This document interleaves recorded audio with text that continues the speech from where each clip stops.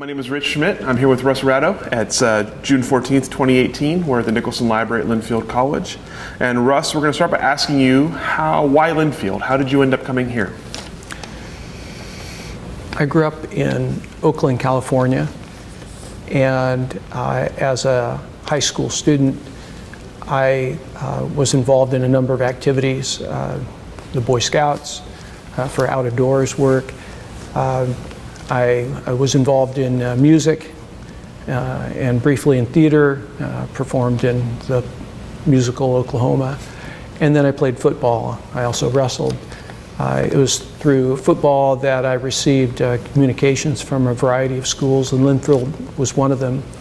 I was interested in continuing to play football, and so I pursued that inquiry from Lynfield, ultimately applied to Lynfield as well as other schools, and made the selection to come to Lynfield, sight unseen. Oh, really? Yeah. You'd never been here before you started? Not. Had probably traveled through Oregon at one point in time, and I also applied to Whitman. I also had interest in going back east, but ultimately decided to stay on the West Coast. Do you remember what it was about Lynfield that was the final selecting factor?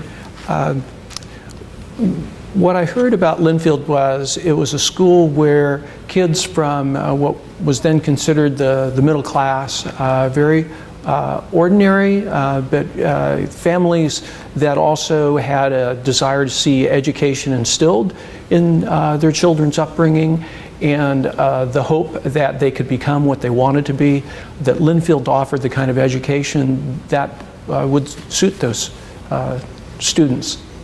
And as I ended up coming here, that's what I found. So what was Lynfield like once you got here? The school had made a transition from being a Southern Baptist institution to a non-religious school. That had happened probably in the decade before, maybe a little more recent. I began attending Lynfield in the fall of 1972. The school's attendance had dropped significantly at that time, and there were concerns financially. We were in the 800 to 900 student category, and at that point the school, for every 20 or 30 students, was having to let a professor go.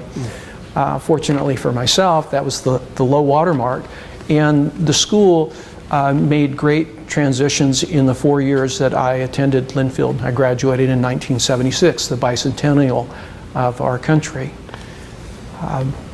I developed an interest while I was at Lynfield in political science and economics.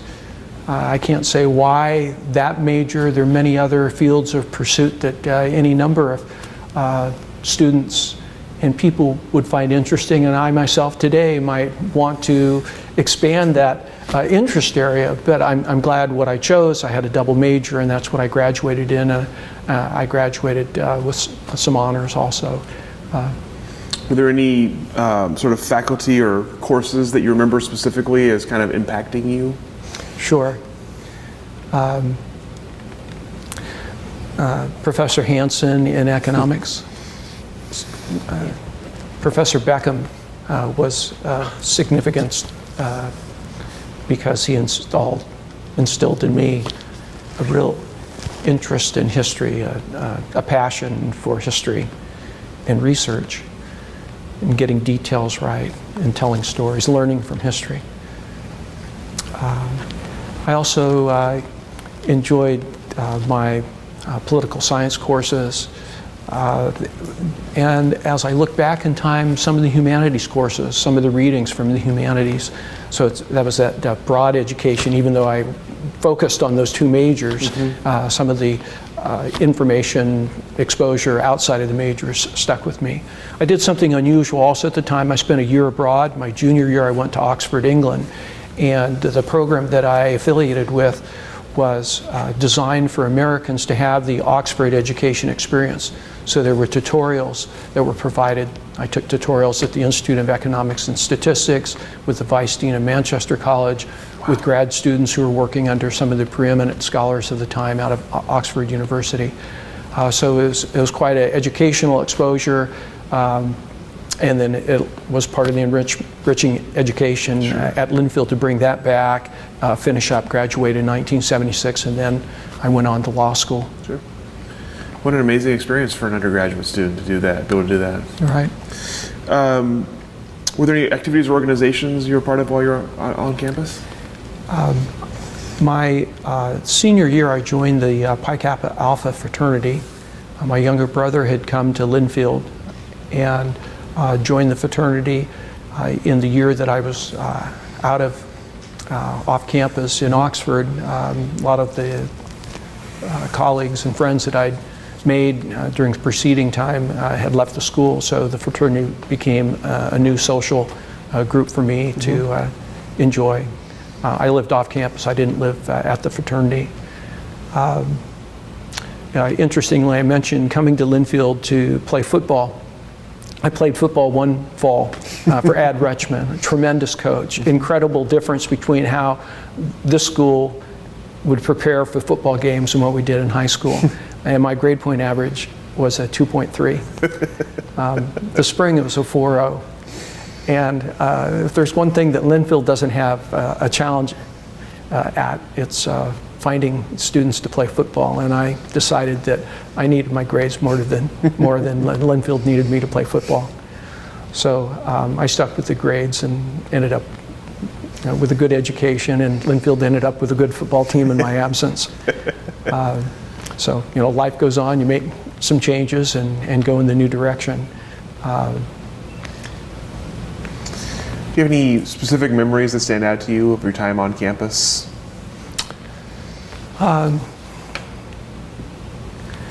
In coming down for this interview today, I was looking back. I realized that this is going to be part of the Linfield archives and wonder if anyone will ever look at this again. I was involved in an internship not my junior year, but I believe my senior year at the Yamhill County Planning Department. And the county planner asked me to look into the then infant wine industry, vineyards and winery, and what it would represent in the scheme of Oregon's statewide comprehensive planning. My recollection of coming to Lynfield kind of played into this whole aspect of what was Oregon at that time between 1972 and 1976, the 4 years that I was a student at Lynfield. Having grown up in California, a large state, a lot of population, a lot of growth, I came up to Oregon and I saw this largely agricultural, substantially forested hillside area with one large city, Portland, that was relatively modest by California standards. And my colleagues at Hewitt Hall, where I lived, I remember two of them were from forestry families from Astoria. It was a big business in Oregon, the forestry industry. Tech was just starting up, but there was no wine industry to speak of. And the state had a tremendously forward-thinking governor by the name of Tom McCall. He'd been in politics for a long time, but he understood the wisdom of being a steward for the resources of a community. And for him, the resources to steward, to protect, were the natural bounty of Oregon. During his career, the Bottle Bill was passed, the state beach bill protecting state beaches, and then the implementation of statewide land use planning. Only two other states in the nation had such planning at the time, Hawaii and Vermont.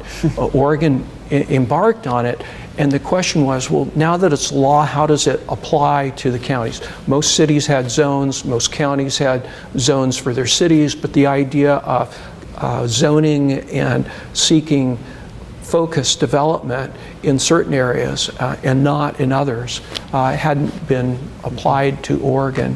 So here was the Yamhill County Planning Director turning to a college student myself who's an intern and say, look, here are these statewide planning protections, and we have these new farming practices of grape growing and wineries, the related industry, to go out and inquire of the industry what it means and help us to understand how it would fit into the statewide planning that our county has to come up with.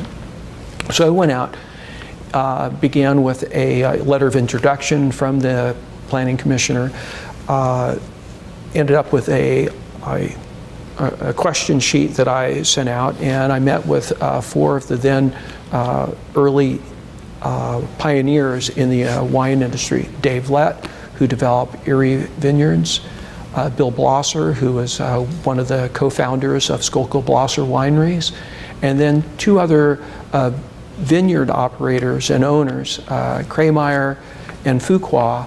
Krameyer is now Highland Vineyards, and I believe he's still in the business, and Mr. Fuqua sold out in time.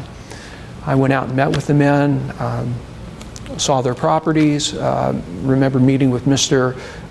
Lett in his winery, and we talked about their business. Now, I mentioned that I grew up in California. My family were vegetable farmers, and for a time we'd tried growing grapes, and we'd found them not profitable. The vegetable industry in California, generally with good weather and water, could get 3 crops a year off a piece of ground, sometimes more than 3 crops a year. But grapes are 1 crop a year industry, and in practice, and at that time there was an oversupply of grapes, and there wasn't a good profit. There was a flood of product, and our family ultimately pulled the grapes out and went back to vegetables. But it gave me some, I guess, appreciation of the work that it takes to develop a farm, and the business aspect of profit and loss and long-term investment. So here we have Oregon trying to protect farmland on its statewide land use planning, and we have this new possible farming practice of growing grapes coming into the state. In preparation for this interview today, I went back and found my paper that I submitted to the Planning Commission. I'd be happy to leave it with you. Sure. Excellent. And as I read through that, and I thought back to 1976, compared to 2016, the years that have passed, and how the Oregon wine industry has changed and how the California wine industry has changed. And I think that Oregon stands very well by the comparison over time of what it has accomplished and where it is today. Statewide planning has helped it. My conclusion for the planner, interestingly, was that from the standpoint of protecting farmlands, a winery is an industrial process and is not well complementary to the agricultural definitions within the planning guidelines. That certain aspects of growing grapes and cultivating the grapes and crushing the grapes might be compatible with an agricultural process, but at the point in time that you're starting to store and ferment and have sales of the bottles, the bottling itself, the storage, you've moved beyond the industrial process. So my conclusion was that there needed to be a recognition that this was not a complete grape growing to winery, a practice that would be compatible with agricultural definitions in planning, but that if California, and in a way France would be an example, if we couldn't find a way to find exceptions on occasion for wineries to be placed with the vineyard, you would kind of kill off both the business model that is very successful, but also the aesthetic that comes from it if it was well done. So that was my project. I turned it in, and it seemed to be well received by the department. I went on to other greener pastures, I guess, law school, sure, and my life. My paper was cited by one winery in making a request for an exception to the plan, and I think it was successful. And this was Myron Redford's Amity Vineyards, and that was the last I heard. Again, in preparing to come down today, I looked up Oregon law, and it turns out that Oregon has now, over the years since the original implementation in the early 1970s of statewide land use planning, they've created a law that will allow wineries to be placed on vineyard land under certain circumstances. And so that's kind of a good end point. So what do I see when I look back at Oregon? Is this wise decision making from the past that has led to this industry that is producing over $1 billion of net revenue to the state. The numbers are really phenomenal today of where Oregon's wine industry is, and it's been able to keep the high aesthetic and value of the Pinot Noir grape on a world stage because of that original foundation laid by the law of statewide planning and those pioneers that came in and created an industry that was not based upon volume sales, but rather based upon a quality product. And as I read up, and there's a lot of information now available from the wine board as well as the Willamette wine industry, the Willamette Valley itself, focused wine group, about the policies that have continued to target sustainability, ecological value, organic farming, the water resource use. So it's really pleasing to see where the industry is today. So that's kind of what I ended up doing while I was at Lynfield. I went on to Willamette Law, and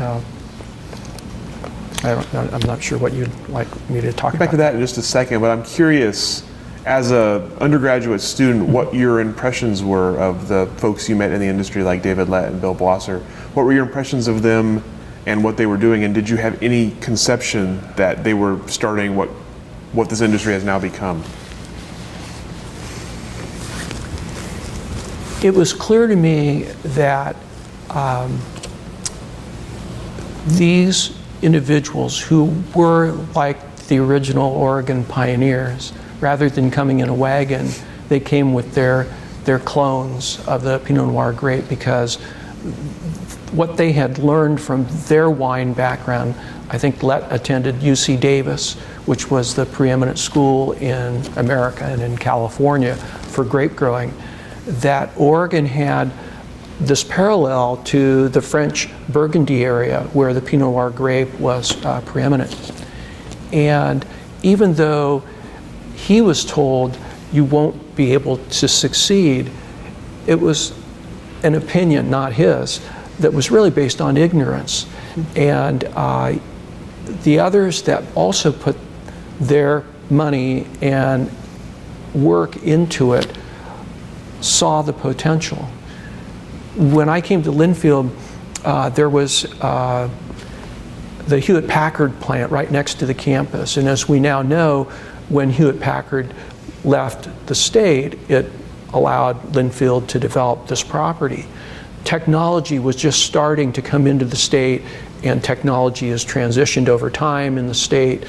We still have a good technology presence. Forestry, that was a very big deal at the time I came in 1972, was actually on the wane, and people couldn't have predicted as far as the significance of the change that the industry went through. But with the Endangered Species Act and the application of the spotted owl protection, our forestry industry was largely closed down. So the state was going through transition in 1972, and what happened was that this wine industry took off and in a way became a replacement. So the school was going through transition, whether it was in a time of transition for the Oregon society and economy. You know, as a college student between ages 18, 22, 23, you're not aware of all of the significance of life going around you, but you do have some comparative basis for where you started and what you were exposed to. And I could see that Oregon had this beautiful sense to it of not really being developed. And today, the coast is developed but controlled. What once we would find trailers up in the mountains around McMinnville and also on coastal roads now, they're with zoning controls, hotels, and now we have vineyards in the hills. So it's been a kind of an informative change to come back and see all the positive movement that the school has made in growing in its affiliations, as well as the community and the state. You mentioned your time coming here to Lynfield as kind of being the low water mark for the school in terms of number of students and kind of status, or the attitude on campus, perhaps, just kind of a negative vibe. I'm curious what changes you saw, sort of what positive changes you saw for Lynfield itself while you were here as a student, and did you leave thinking that things were better or getting better than when you got here? Absolutely.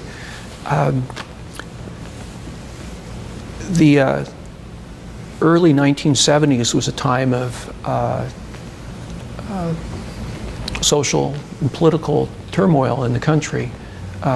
Richard Nixon had been elected president. The Vietnam War had been ongoing. Ultimately, it was closing down. Nixon was facing impeachment in '74 and replaced by President Ford. Lynfield was then,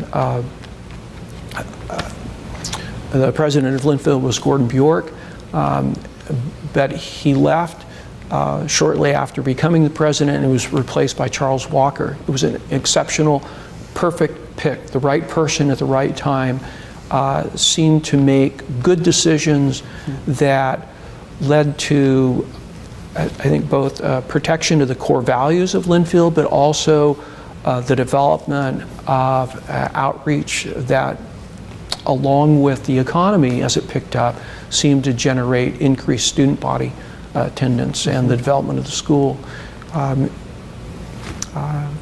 As I mentioned, my younger brother came to Lynfield, and so when I was at Willamette Law School in Salem, I'd come back and visit him and the fraternity and the school. The school seemed to be doing well in terms of numbers. They also balanced, Lynfield has always had a great athletic tradition, but the school made sure that it was not an athletic-only oriented school. And so their investment in their other facilities and professors seemed to keep a healthy balance to the school, and I think that helped it as it was looking for students and expanding its reputation. Lynfield's always done very well in the national rankings of quality educations, and I think that's been a critical component also to its ongoing success. Dr. Walker, when he retired, was replaced again by a perfect selection in Vivian Bull, and she also guided the school. If Oregon had great stewards in the selection of its leaders like Tom McCall, I think that Lynfield was given great value for the stewardship of its presidents. I haven't met the new president. I look forward to. I'm sure that as he comes to get to know Lynfield, and not just the traditions, the athletic traditions, but kind of the academic traditions and the leadership traditions, he'll have a good role model or role models to follow. Sure. And benefit from. So at what point did you decide that law school was in your future, and how did you decide to head to Willamette? For some reason, I was always interested in law. And I felt that law gave society some measure of constancy, not conformity necessarily, but a sense of constancy.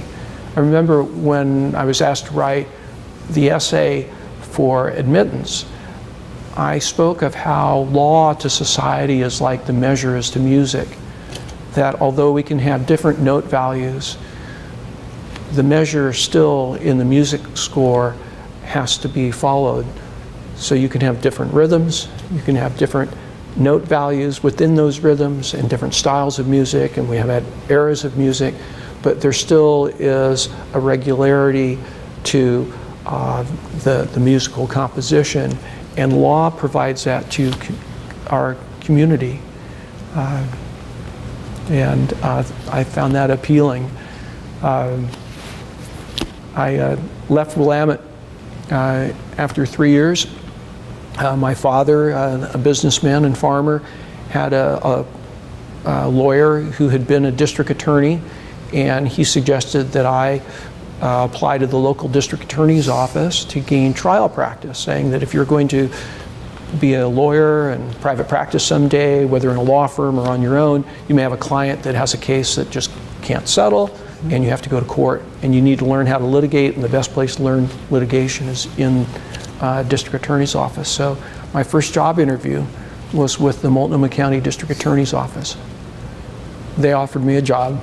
I accepted it, and 38 years later, on July 1st of last year, I retired. I didn't expect that I was going to stay there. I didn't expect that I would enjoy criminal law. If I was to be honest with you, I wasn't the best criminal law student. I didn't pay particular attention. I was interested in contracts and property law because that's what we talked about around the dinner table.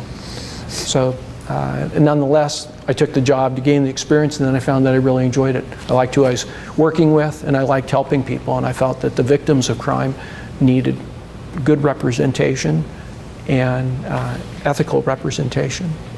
And I also had a personal story that kind of stuck with me on why maybe being a prosecutor would be a good thing to do. My mother's father, my grandfather, had been driving through Oregon after they'd gone back to Detroit, which was the thing to do back many years ago. And they bought a car and they drove it out.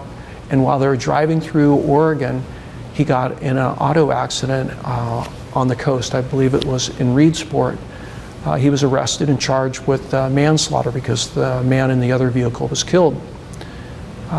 In time, his attorney was able to show that the police officer that had arrested my grandfather was trying to retire out of his career on a big case and make the big case, and largely had made up the case against my grandfather, who was not intoxicated. Actually, it was the other man who unfortunately died and apparently was the town drunk, was killed in the accident. So the charges were dismissed against my grandfather. But I always thought maybe as a prosecutor I could work in a way that at the same time making sure that the law was appropriately enforced. It never would be used to persecute or pursue someone who would be unjustly accused. The irony of that is, for all of my career, I worked in low-level misdemeanors and low-level felonies, and then the higher-level felonies of violent assaults and sexual assaults and rape, and in time homicides, and handled one death penalty case. When I ended my career, the last 2 years, I was given a unique position in the state of Oregon. It was the first position created by the Multnomah County District Attorney, Rod Underhill, to be a post-conviction deputy, to look at convictions where the claim was made that a person was wrongfully convicted. And so for the last 2 years of my career, I would look at cases where people were claiming that they were wrongfully convicted. None of those cases that came across my desk turned out to be of that nature, but there were some cases where the claim was made and our investigation had to really work quite deeply and significantly to find the facts underlying the appropriateness of the conviction. So it was an interesting look back on what the practices were from 30 and 40 years previously, and what we're going to do about them in our current climate of prosecutorial review. So it was a good career as a district attorney. As you worked your way up there, did you ever consider leaving and doing something else, or was it kind of once you were there, that was what you wanted to do? I had friends who were in private practice, and the law is, as a practice, can be tedious at times. It can have very long hours. For many of the years of my career, I would work on weekends, at least one of the days on the weekend, work in the evening. Some of the subject matter was pretty tough that you'd have to work with, as I mentioned. But when I would talk to my friends about their work, I didn't get the sense that they were satisfied by what their work was. They were making more money. They were working similar long hours, but they weren't as satisfied. And I found that I liked working with police officers. I liked helping victims. I liked, in time, learning how to speak as a trial attorney. The irony there again was at Lynfield I took one speech class and I failed at it. I was just terrible. But when you finally have to stand up in front of a jury and talk to them about what a case is, you start to learn. And one of the interesting lessons was you have to be yourself. I would sit there, you can watch TV, a trial program, and you know, this actor is just so charismatic. And in real life, there are trial attorneys that are charismatic. I would call them golden tongues, because they were just, I mean, they were like a comedian, but they weren't always funny, but they had the ability to just walk around and by comparison, you know, if I tried to do that, I'd, you know, trip over my own shoes, or I'd slur my speech, or I'd get nervous. And I learned in time, I just had to be myself. And if that meant standing at a podium, sometimes looking down at my notes, that worked. And by being myself, I had a good, successful career. And I guess it led to contentment also, to not try to be somebody else. Sure. I'm curious about your perspective on sort of the public's perspective on you, I guess, how you viewed your relationship with the public and the police relationship with the public, and kind of the changing times you've seen in the office, and how if people thought you were doing a good job, if you feel like you had a good rapport, or if you felt like you were the enemy more often than not. So I can only speak for myself. My mother and father brought the three of us boys up to live by the golden rule, to treat others as we would want to be treated. And the morality of our upbringing was present in the Lindfield education as well. It was there in the thoughtfulness of the teachers and in the connection with the students.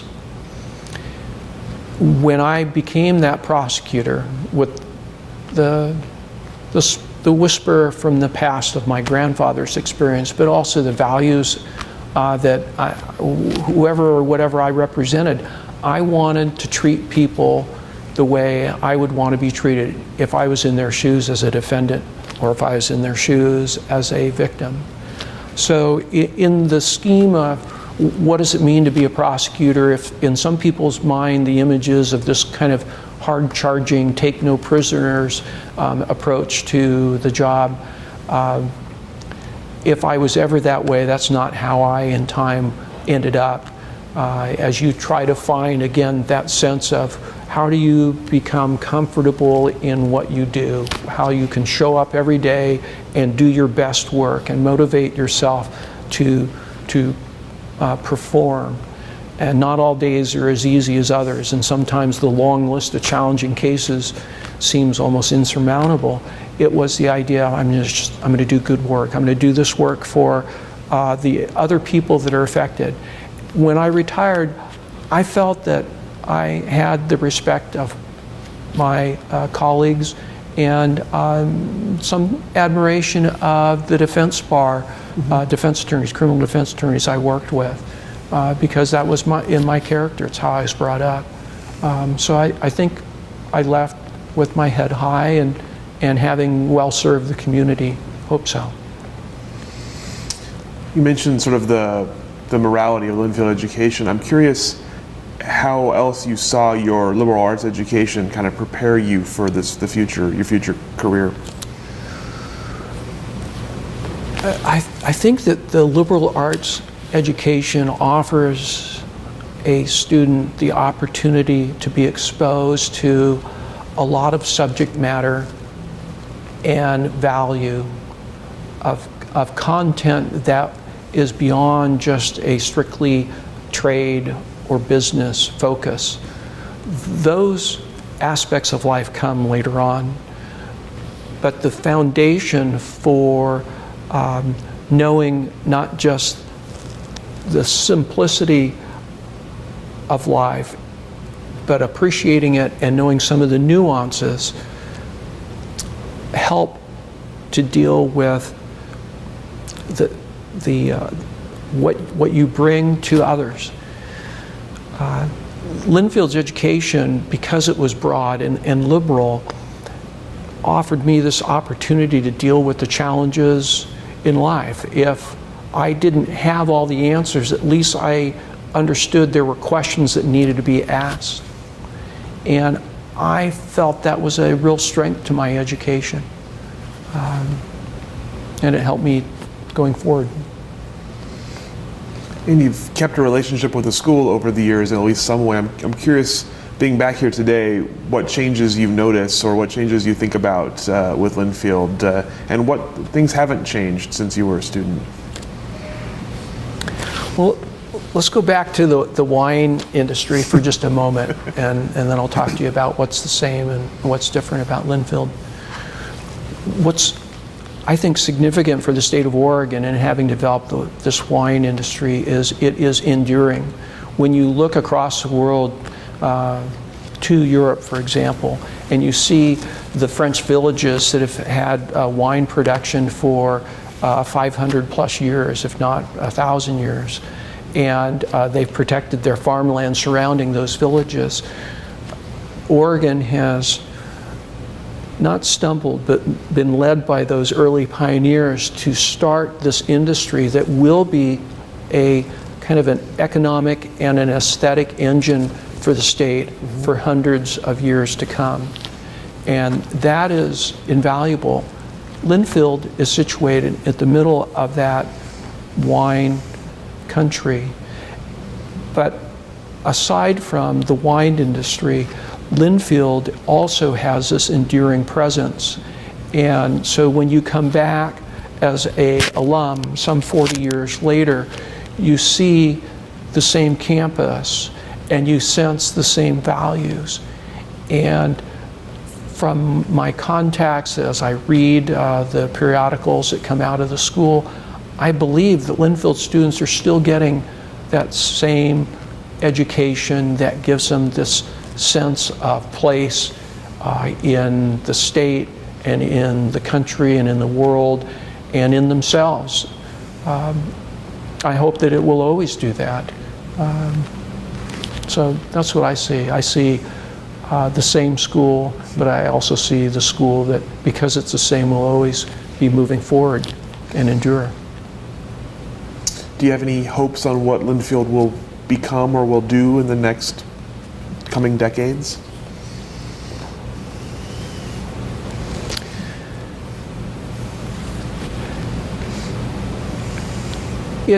I think it is helpful to sometimes look back to see where you've come from and where certain factors have contributed to circumstances. When I came to Lynfield in 1972, Main Street was largely boarded up. You could go to the Blue Moon, we did sometimes, but there were a lot of other buildings along that street that were unoccupied. The strip mall going up to the north had taken up most of the development money for the town. There was the trailer factory, there was a steel mill, there was the regional agriculture. Evergreen Aviation was kind of slowly developing at the time. I think it continued for about 20 years after that. So what the school can do in looking to the future is to see what the trends are that seem to bode well for a community's growth. I think that the school's provision of a fundamental education that turns out students that are ready to go into society is essential. I think whatever the, quote, middle class of America is, and we are largely a classless society, but we need to stay that way too, Linfield needs to address those students to keep the country functioning with those values of opportunity and hope and stability.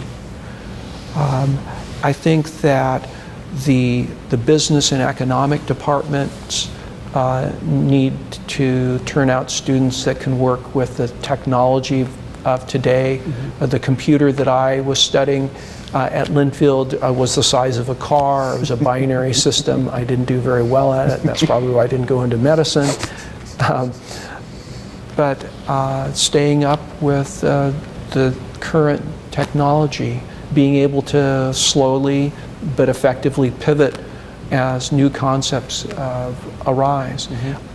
When I was looking for information about the wine industry, again, because you expressed some interest in that internship that I'd done, again, the internet didn't exist when I was a student, and the ability to pull up information off of the internet today is a tremendous asset for a student trying to look up information. On the other hand, there can be information overload, and the school will have to figure out how to help students to deal with that. So it's, the school's in a good place today. It has to figure out again how to always connect to students and determine what they find interesting or appealing. For me, it was the contacts from the school, proximity to home, possibility of sports. You know, I brought my materials that I received from Lynfield, first in the fall of 1971. Awesome. What the tuition cost was, I think it was $800 a trimester. They indicated when I applied that I was a scholar, Linfield scholar, so I had some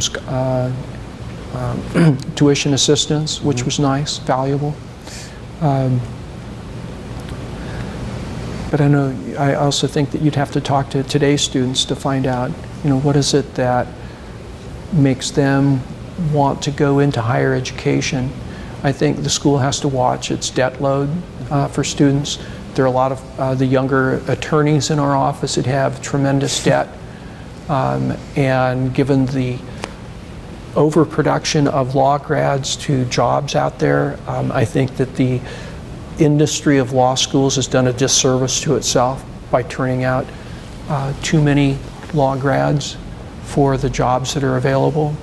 I think that there, again, that speaks to the value of your liberal arts education, that you're able to pivot as you go forward with that foundation. But you have to believe in the foundation of a broad-based education. Speaking of incoming students, I'm curious what advice you would give to a Linfield incoming freshman today, and if it helps, we have one over there. You can even address it too. But I'm curious what you would tell an incoming Linfield freshman today, from your own experience.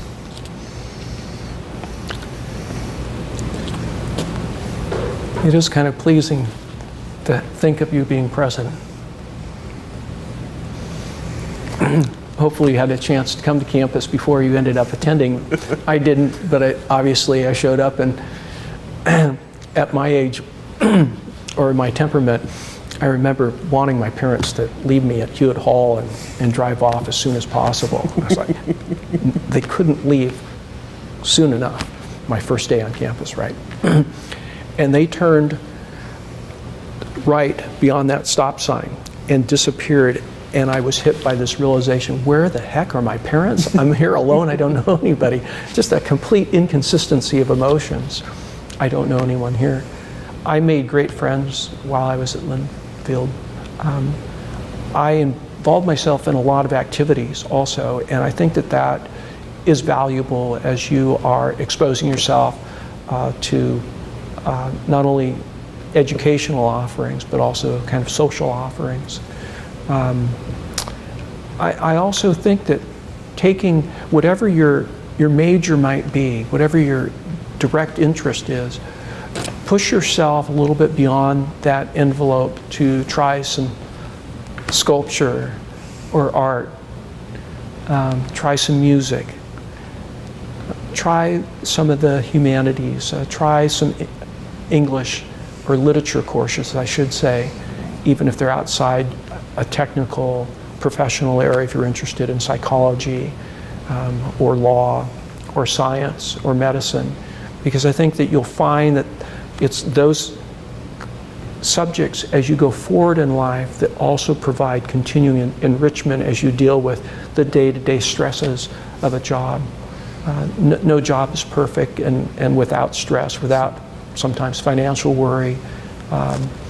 Your home life, you'll have stresses as you raise children because they're not always perfect. You can pull upon the resource that you've charged in your lifetime by also finding the enrichment in those other subject areas of art, and music, literature. That's good advice. I like that. I think we've established the answer to this question, but I'm still going to ask it anyway. And the question is, if you had to choose all over again, would you still choose to go to Lynfield, and why? Oh, absolutely. Lynfield was the perfect place for me to end up. My best friend went to University of California, Berkeley, and I would audit a class with him on occasion. So my 15 to 30 student class size in political science compared to 500 there. I needed something that felt closer to my comfort zone, and Lynfield offered that. I like the setting, I like the location. Mm-hmm. It's a beautiful campus. I like the feeling on campus, again, from the professors, the fellow students. I felt a lot in common with them, even though I had a roommate from Portland, had a roommate from Pendleton, kids from all over. Mm-hmm. So it was a good mix. Yeah, I'd definitely come back again. That's all the questions that I have prepared for you. Is there anything else I should have asked you? Anything else you'd like to mention here while you have the open forum? No, I think I've made the points that I hope that as Lynfield has kind of evolved in part to seeing the value of the wine industry, both with International Pinot Noir Festival as well as the recently developed wine marketing program. It's a good complement to the school, and I hope that the school also can see similar synergies with other industries. I think that it's always worked well with its alums. My job wasn't one exactly where I could offer employment to other Linfield grads because I was an employee in a district attorney's office, obviously. But I hope that the school is able to make those kinds of connections, both for the students, but also for the grads. There is, yeah, I guess I'll stop with that. Well, excellent. Well, thank you so much for your time and your thoughts. We really appreciate it.